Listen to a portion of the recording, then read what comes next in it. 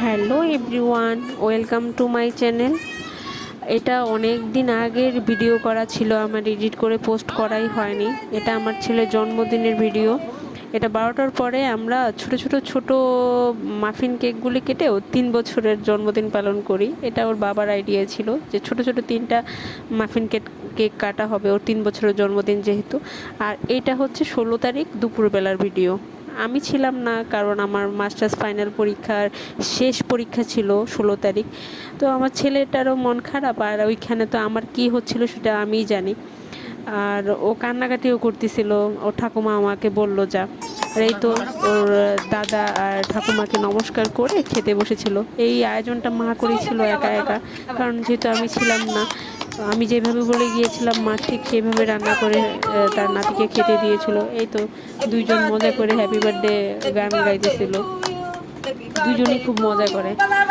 আর সন্ধ্যাবেলায় আমি দৌড়ে কলেজ থেকে আসি, পরে রেডি হই, ছেলেকে রেডি করি। আর এই তো কেক আসে। কেকটা আসার পরে আমার আরও মনটা খারাপ হয়ে যায়, কারণ আমি যেইভাবে বলেছিলাম তার কিছুই হয় নাই। মানে কি যে কেক করে দিয়েছিল উনি মনে নিজেও জানে না। তো যাই হোক, কিছু করার নেই এই সময়।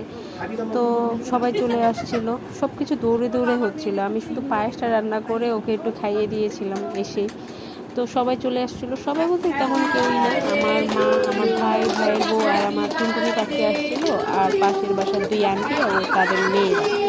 তো বাইরে থেকে সব খাবারের অ্যারেঞ্জমেন্ট করা হয়, কারণ সম্ভব না, কারণ যেহেতু আমি নেই, মা একার পক্ষে সম্ভব হতো না এটা। অন্যবার আমরা একটু অন্যভাবেই করে থাকি, একটু বড় করে, কিন্তু এবার হয়নি কারণ আমার পরীক্ষাটার জন্য। এই তো আমার টুনটুনি পাখি অবাক হয়ে তাকিয়েছিল দাদার জন্মদিন। আর দাদা তো খুব এনজয় করতেছিল, কারণ এই তো নিজের কেক কেটে নিজেই খেয়ে ফেলেছিল। কারণ কেক কাটতে সে এক্সপার্ট। এবার যার জন্মদিনই হোক, সে কেক কাটবে, হ্যাপি বার্থডে সং করবে, এই হচ্ছে তার মজা। তো যাই হোক, সে খুব মজা পেয়েছিল, এটাই আমার কাছে অনেক। আর সবাই খুব মজাও করেছিলাম আমরা, ঘরোয়াভাবে খুব মজা হয়েছিল। তো যা হয় ভালোর জন্যই হয়, এটাই হচ্ছে কথা। আমার খুব খারাপ লাগছিল আমার পরীক্ষাটার জন্য, কিন্তু সব কিছু মিলে শেষ পর্যন্ত ভালো হয়েছে, এটাই অনেক বড় কথা।